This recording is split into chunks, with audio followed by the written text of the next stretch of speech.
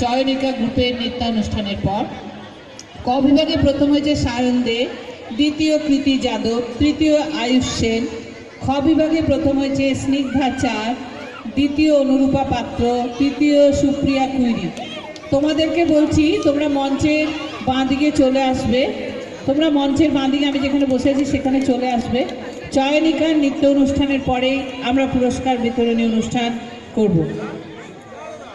তারপর আবার আমরা শুনব সৌনক গোস্বামীদের গান।